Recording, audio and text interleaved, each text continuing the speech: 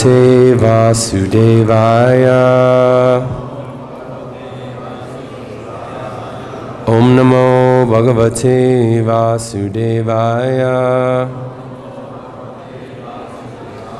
Om Namo Bhagavate Vasudevaya.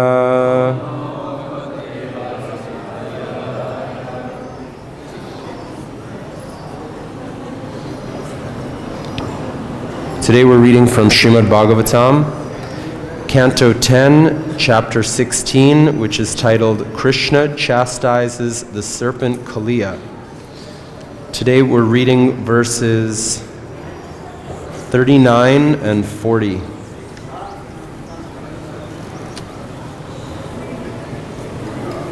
So we'll just read number 39 and then we can chant number 40 responsively.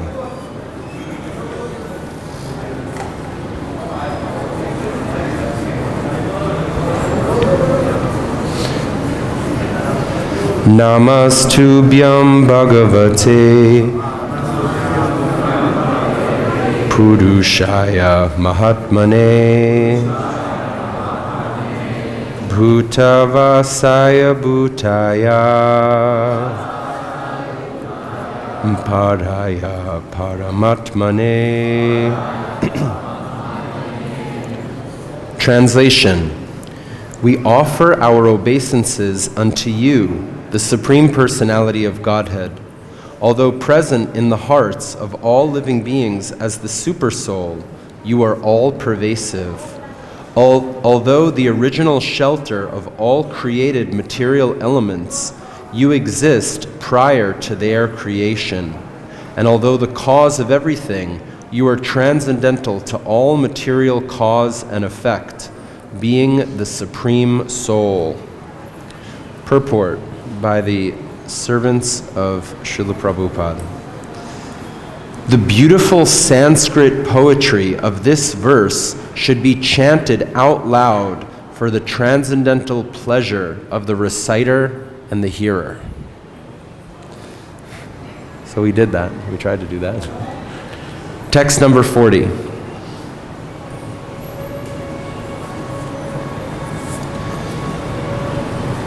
Jñāna-vijñāna-nīdhaye Jñāna-vijñāna-nīdhaye brahmaṇe nanta-śaktaye brahmaṇe nanta-śaktaye aguṇāyāvikārāya aguṇāyāvikārāya namaste prākṛtāya ca namaste prākṛtāya ca jñāna-vijñāna-nīdhaye brahmaṇe nanta-śaktaye aguṇāyāvikārāya namaste prākṛtāya ca jñāna-vijñāna-nīdhaye brahmaṇe nanta-śaktaye aguṇāyāvikārāya namaste prākṛtāya ca. Word for word. Jnana, of consciousness. Vijñāna, and spiritual potency. Nidhaye, to the ocean. Brahmaṇe, to the absolute truth. Ananta-śaktaye, whose potencies are unlimited. Aguṇāya, to him who is never affected by the qualities of matter. Avikārāya, who does not undergo any material transformation. Namaḥ, obeisances. Te, unto you. Prākṛtāya, to the prime mover of material nature. Cha, end. Translation. Obeisances unto you, the absolute truth, who are the reservoir of all transcendental consciousness and potency and the possessor of unlimited energies. Although completely free of material qualities and transformations, you are the prime mover of material nature. Purport. Those who consider themselves intellectual, philosophic, or rational should carefully note here that the absolute truth, the Supreme Personality of Godhead, is the ocean of all knowledge and consciousness. Thus, surrendering unto the Supreme Lord does not entail giving up the method of rationally comprehending reality. Rather, one merges into the ocean of rational, logical comprehension. The Supreme Lord is the perfection of all sciences and all forms of knowledge, and only envious and trivial minds would deny this obvious fact.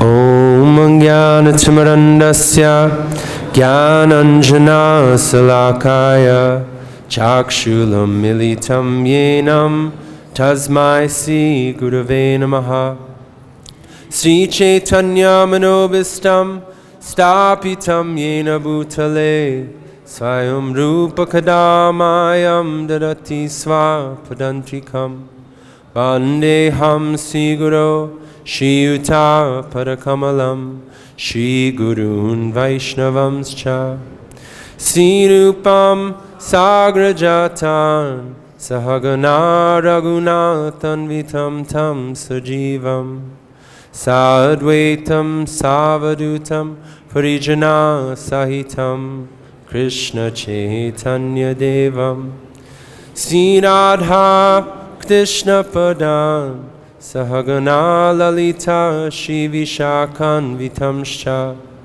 He Krishna Karuna Sindhu Dinabandhu Jagatpate Gopesha Gopika Kanta Radha Kanta Namostute Tapta Kanchana Gaurangi Radhe Vrindavaneshwari Rishabhanu Sutadevi Pranamami Hari Priye Pancha Kalpa Tarubhyascha Kripa Sindhu Bhayevacha Patitanam Pavanebhyo Vaishnavebhyo Namo Namaha Jaya Sri Krishna Chaitanya Prabhu Nityananda Sri Advaita Gadadhar Shivasadi Gaura Bhakta Vrinda Hare Krishna Krishna Krishna Hare Hare Hare Rama Rama Rama Hare Hare. We didn't repeat the translation. Let's do that. Let's do it now.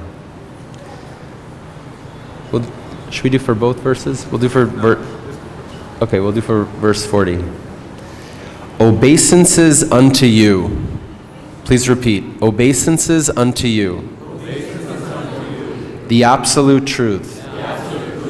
Who are the reservoir of all transcendental consciousness and potency, and the possessor of unlimited energies. Although completely free of material qualities and transformations,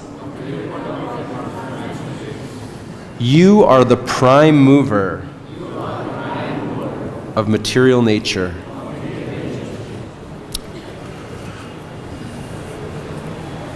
Hare Krishna. I'm very humbled to once again be asked to speak here. I'm begging for the blessings of all the Vaishnavas. I have no fitness, no qualification to speak. I pray I can repeat something from Srila Prabhupada, from the Acharyas, that's valuable to all of you.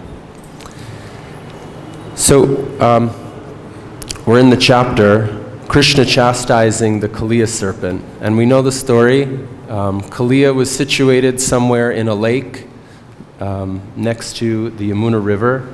And he was so poisonous, even the birds flying overhead would fall down and die.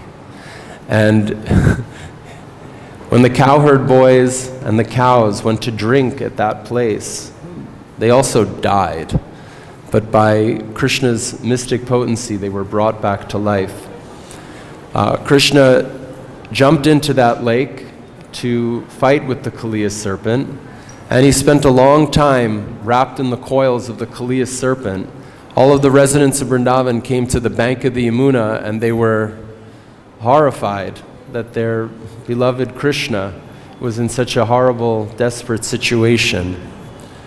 So at a certain point, Krishna began to chastise Kaliya, especially by dancing on his hoods. He had like 100 hoods, and Krishna, the topmost artist and dancer, very artfully, beautifully danced on the heads of the Kaliya serpent in such a way to continually kick down his hoods that were overly proud. So at a certain point, the Kaliya serpent's wives begin to pray to Krishna. The wives are very nice devotees, and they understand that Krishna is the shelter of those who surrender to him. And so they offer their prayers, and their prayers begin marveling at the situation. Their husband is in a very bad condition, you can say, as a serpent. He's a poisonous serpent that is like a toxic presence in Vrindavan. And his nature is very bad. He's very defiant of Krishna. But still, somehow, miraculously, he's getting an incredible mercy from the Lord, because the Lord is personally dancing on his head. Devotees are eager to get the dust of the feet of the Lord. That's like, the greatest attainment for a devotee is to attain the foot dust of the Lord. Even Chaitanya Mahaprabhu is praying like that. H.G.Akincana. I just want to be dust at your feet. Almost similar idea. I want to be dust at the feet of the Lord. And so the dust of the feet is dancing on Kaliya's head. So it's something amazing that Kaliya is such a degraded entity, but at the same time is getting such incredible mercy. And so they're marveling at this mercy of the Lord. And now, starting from text 39, which we read today, for about 10 verses, they will glorify the opulence of the Lord. They will glorify the Lord's qualities. And they will also offer their obeisances. With every verse, in text 39, it starts like that. Namas tubhyam bhagavate. Namas means they're offering obeisances. And in text 40 also, the last line, it said, Namaste prākṛtāya cha. Again, offering obeisances. So they're glorifying they're glorifying the Lord. How the Lord is fully possessed of all of the qualities of the Absolute. He is the Absolute Truth. He is the Super Soul. He is the cause of all causes. He is the source of all material creation, but he is without any material contamination. And simultaneously, he is without the defect of impersonality. Because although the Supreme Absolute Truth, the cause of everything, He is personally present in Vrindavan, exchanging with his devotees. And so the Nagapatnis are marveling like this. One time I was with a group of young devotees, and it was kind of young men, and there was a very strict sannyasi, and he was preaching brahmacharya to those young men, which was very healthy for them. It was a very good message what he had. But myself and one of my friends, he was a little older, and that friend of mine, he had been married for some time, and his comment after that, he said, Maharaj was speaking very heavily about brahmachari life and maybe being careful about especially improperly associating with women. He said, but actually in my own life, my wife is more spiritual than me. And so if it wasn't for her, I wouldn't be as Krishna conscious as I am. My wife's Krishna consciousness is very nice, and so she's a good influence on me. She helps me be more spiritual. So it can be like that. And I think here in the case of the Kaliya serpent, it's something like that. These ladies are exceptional devotees. So you can say one mark of the good fortune of Kaliya, definitely the greatest mark of his good fortune, is that the Lord is personally dancing on his heads and chastising him personally. But you can also appreciate that even though he's like a demonic serpent, his wives are like amazing devotees that are very powerfully glorifying the Lord, very powerfully praying to the Lord. One point to make in this connection, Srila Prabhupada, when he is remarking on the verses of Queen Kunti, he says like this, I hope it's all right if I repeat this. Srila Prabhupada writes, women in general are unable to speculate like philosophers, but they are blessed by the Lord because they believe at once in the superiority and almightiness of the Lord, and thus they offer obeisances without reservation. So, maybe compared to great philosophers and munis and thinkers, Srila Prabhupada is saying women as a class may not have that quality so much, although here we can see they're expressing very difficult philosophical points. They're expressing the nature of the absolute truth in a very high-class philosophical way. Anyway, still Srila Prabhupada has written this. The Lord is so kind that he does not show special favor only to one who is a great philosopher. He knows the sincerity of purpose. For this reason only, women generally assemble in great number in any sort of religious function. In every country and in every sect of religion, it appears that the women are more interested than the men. Have you ever seen that? This simplicity of acceptance of the Lord's authority is more effective than showy, insincere religious fervor.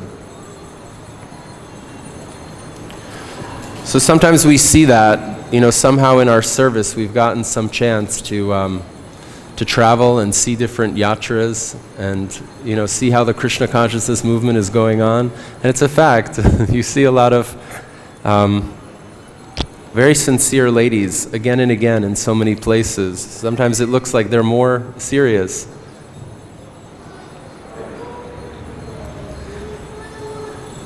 And so I wanted to say something about offering obeisances. These verses, like I mentioned, they're these next 10 verses. They are offering obeisances, the wives of the Kaliya serpent.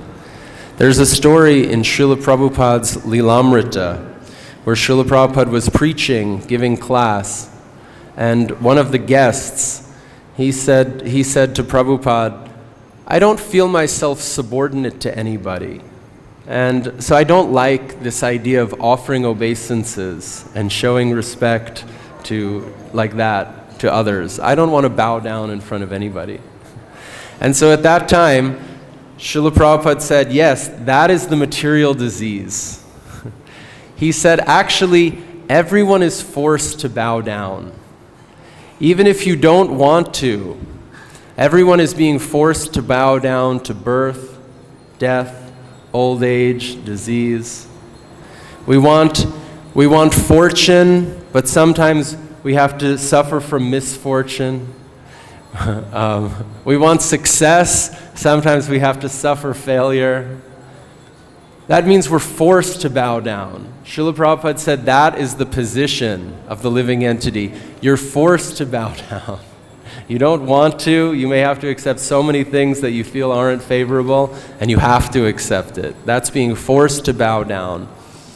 So better, Prabhupada says, better you find out who is the best person to bow down to. So that person said, well, what is the best way to bow down? Prabhupada says, if you will bow down to Guru, if you will bow down to Krishna, then you can be happy.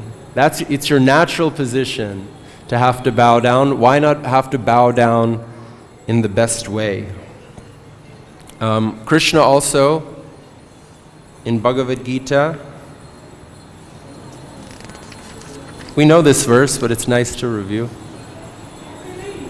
Manmana bhava mad bhakto madhyachi mam namaskaru mam evaishyasi yukt vaivam atmanam mat parayanaha.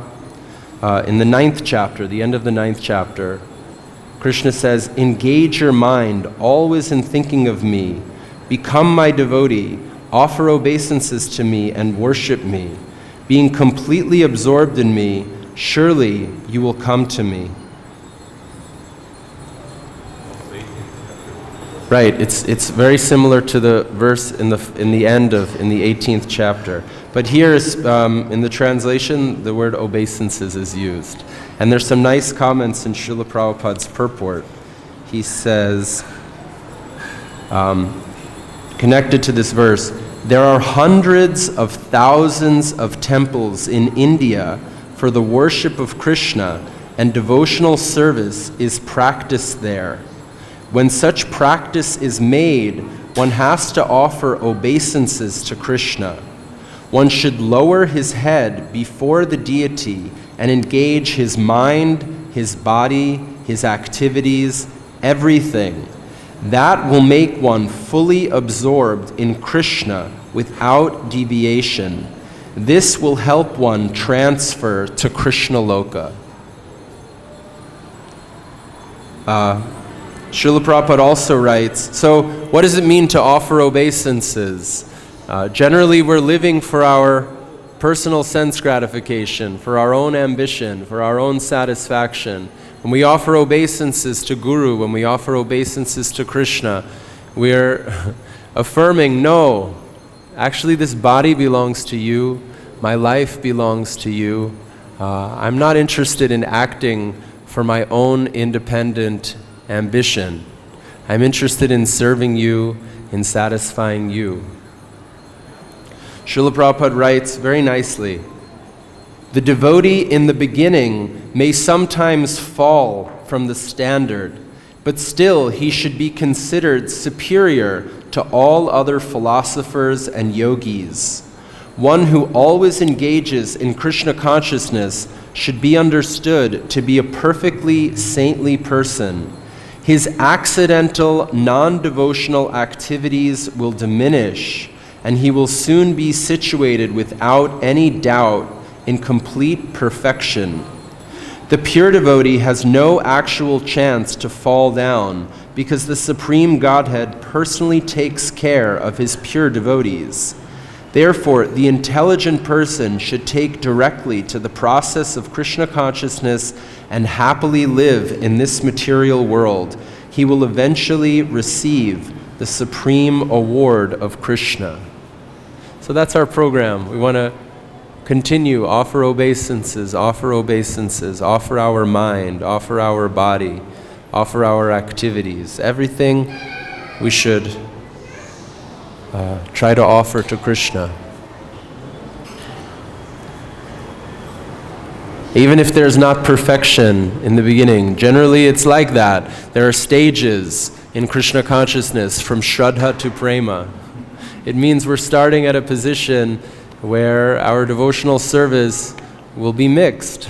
There'll be something else is going on. It's not only devotional activities, but Prabhupada is saying by continually offering obeisances, continually trying to serve, those non-devotional activities will diminish. That's our whole challenge in Krishna consciousness.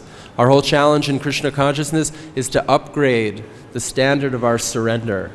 1%, 2%, 3%, until on and on and on, until we can give 100%. No more living for my sense gratification, only living for the pleasure of Guru and Krishna. That's our ultimate ambition.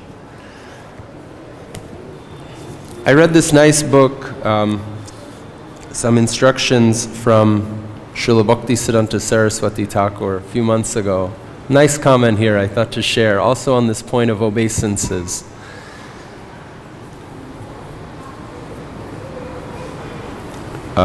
He writes, "The spiritual master comes from Vaikuntha.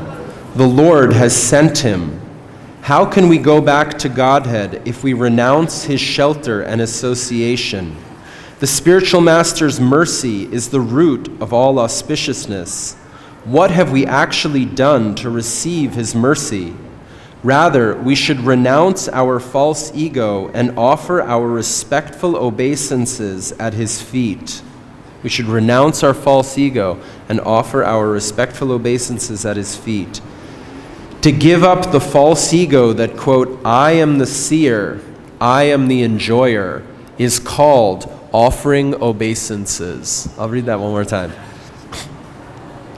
To give up the false ego that, quote, "I am the seer, I am the enjoyer," is called offering obeisances.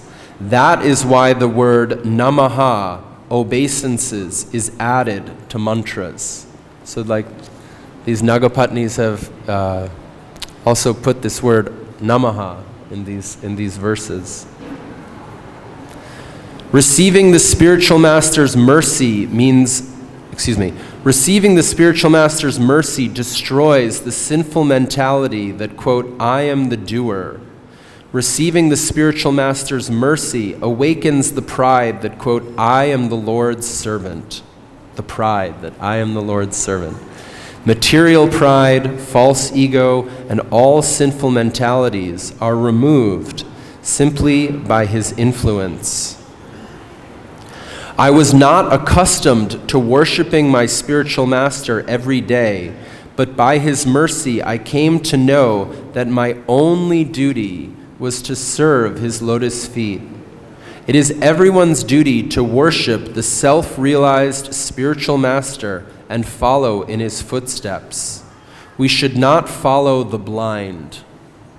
The spiritual master is our only well-wisher, our only relative, and our only protector.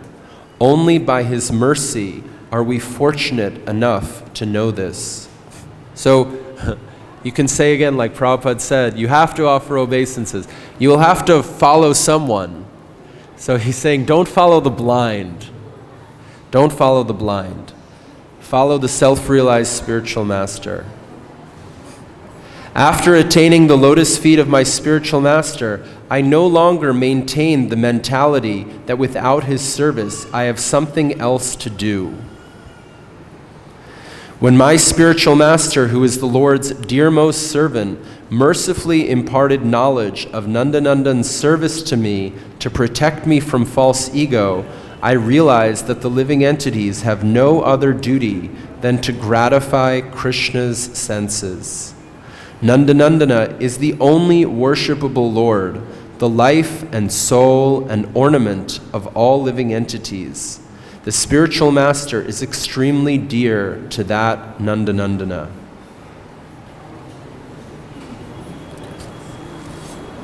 Anyway, so some comments there from our great Acharya who we're worshipping here.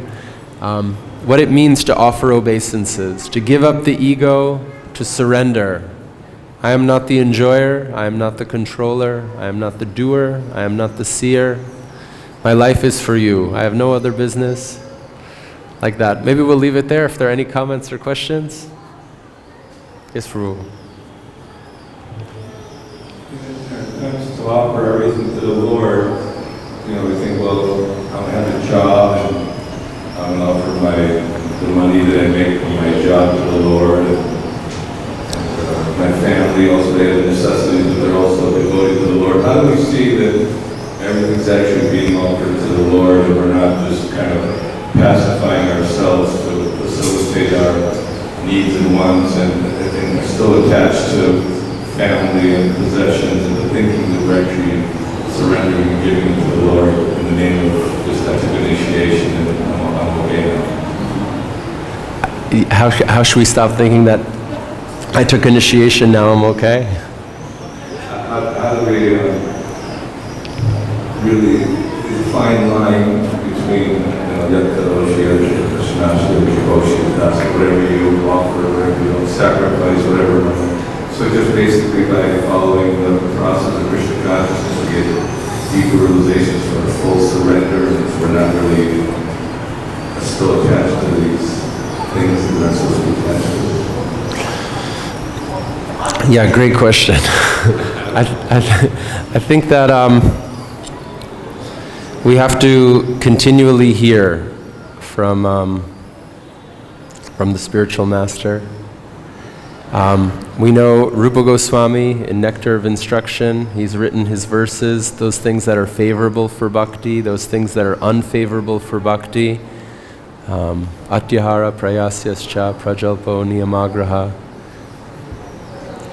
Like that, probably if we meditate carefully, we can always refine the point. We can always come to a higher standard. It's, if you think that, okay, that's it, I'm done, I made it in Krishna consciousness, then it may be difficult to advance further. But I think that the sincere devotees are always pushing themselves. How can I upgrade my standard of surrender?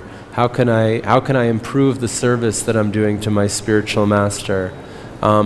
You can live at like a pretty good plateau maybe, but I think a sincere person will think, yeah, I still have a ways to go. There's still more that I can do to improve. Is that all right, Prabhu?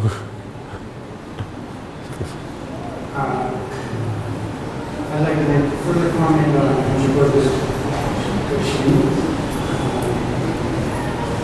Many times Prabhupada has explained to us that depending on our ashram, there is a percentage of whatever we receive that is supposed to be surrendered. So exceptions are that the Grahastas are allowed to keep a certain portion of their income for maintaining their family, as long as the family itself is utilizing that in Krishna consciousness. And of course, brahmacharis and sannyasis should have no possessions and give everything to Krishna. Now, as Panchavoda wanted to know, how do you know if you're doing this properly? And so in the Bhagavad-Gita, Krishna says, as you surrender to me, I will reward you accordingly. And so the reward that we receive from Krishna due to our surrender, giving everything that we eat or have in our possession to Him, we receive enlightenment, we receive bliss, and this is the culmination of everything we do in Krishna consciousness to reach this platform that whatever we do, we're doing it exactly for Krishna, under his guidance and under the guidance of our spiritual masters.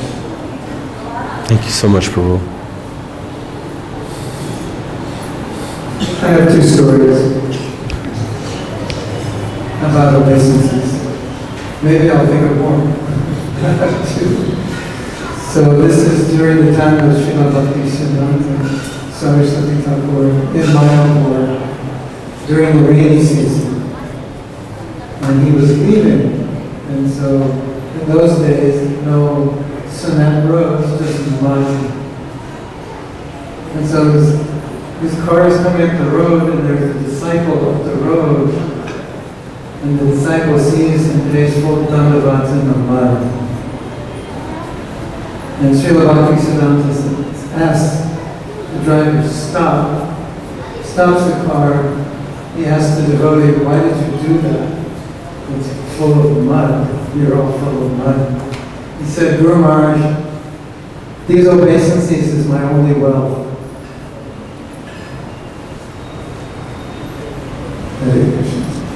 Did Bhakti Santa appreciate that answer? Yes, we appreciate it. These obeisances are my only wealth. Then our godbrother Dayananda Prabhu tells a story that he knew where Prabhupada would go on a morning walk, so he went there early, just before Prabhupada came, and he started chanting Gayatri, and then Prabhupada came. So he was in the middle of Gayatri, and he saw Prabhupada. So he kept chanting Gayatri, and Prabhupada saw him, and he turned to the devotees and said, what's wrong with this devotee? Why didn't you pay obeisances when he sees me? And then I thought it's something like that. Vrindavan said that now every time I chant Gayatri, obeisances before, during, after, before everything, I pay obeisances. And then another story, Prabhupada was coming back from a morning walk in Juhu, and then one devotee greeted him, but he didn't pay obeisances. And he said to the devotees, if you see your spiritual master, you don't pay obeisances, you'll fall down.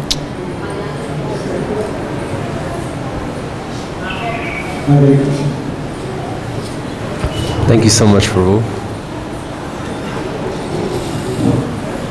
Hare Krishna. Prabhu, offering obeisances, Prabhupada once he spoke, he was in a Jew. So when the devotee wanted to offer obeisances, then the devotee said, you cannot do it. Then Prabhupada turned, that person was disappointed and went away.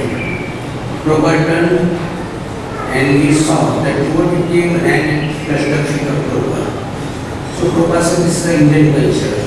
From the very beginning, they teach how to offer obeisances to seniors and everything. Thank you, Prabhu.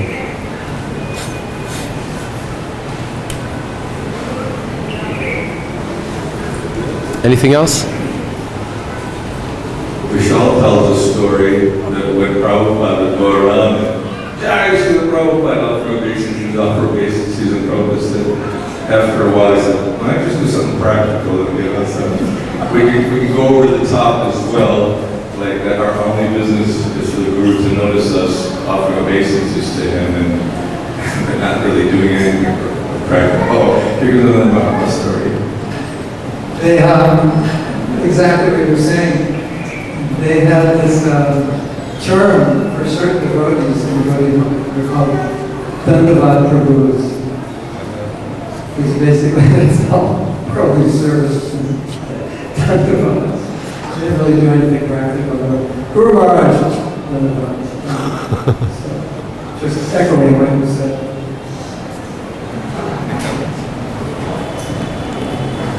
Nice story.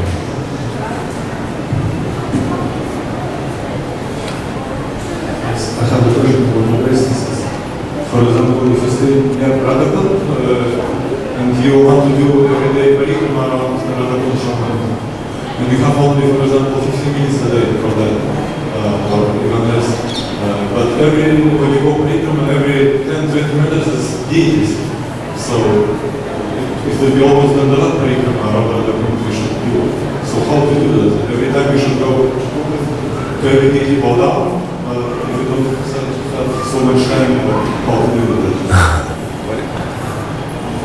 The question was, if you go to Radhakund, there's so many temples and holy places at which it would be appropriate to offer one's obeisances. So going there, it would practically mean having to do like a dandavat parikram because of all the obeisances. Yeah, I like that answer. I was going to say that too. No harm if you like to offer obeisances in all of those places, then that can be very beneficial. It may not be absolutely required to offer obeisances in every single place. But he said you're limited on time. Oh, you're limited on time. Yes, Prabhu, you tell. So the solution to that is that we have Manu Seva. So you can offer your obeisances in your mind to those deities and to all the Vaishnavas that are passing by every day, and you get the same benefit.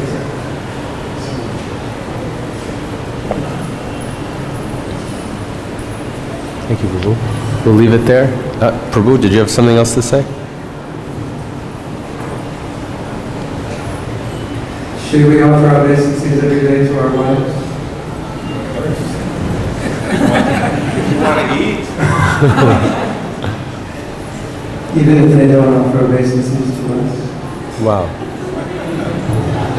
Yes, you always gotta stay humble to that. That sounds very nice, actually. If our wives are devotees, sounds very nice. I don't see why not. Better not to have a wife. You know, I was reading Srila Bhakti-siddhanta saying how the husband should serve the wife. And we hear in Shastra the wife should serve the husband. And he turned it around. Because it's a principle of seva, serving the Vaishnavas. It's devotional service. So I was looking at that and I was thinking, this is what he said seemed diametrically opposed to what Prabhupada was saying. He was trying to put the two together.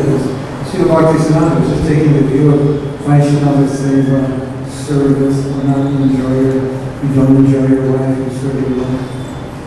So the more I'm thinking about it, yeah, this is the practice of bhakti, and then there's the practice of the principle of varnashram, husbands, guru, and so on.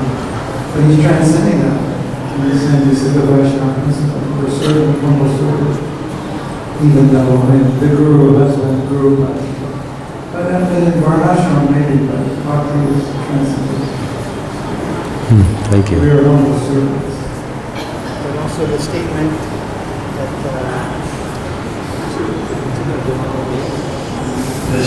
that one should not become a guru, a husband, a teacher, unless the persons that they are associating with, they have the ability to give them liberation. So, if we have a wife, we offer our obeisances.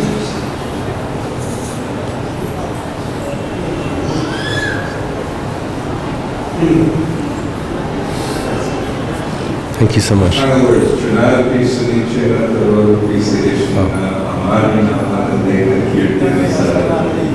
you always say through humble. Wow, thank you so much. I think we'll end it there. Sorry, don't mind. Grantara Srimad Bhagavatam ki jai. Srila Prabhupada ki jai.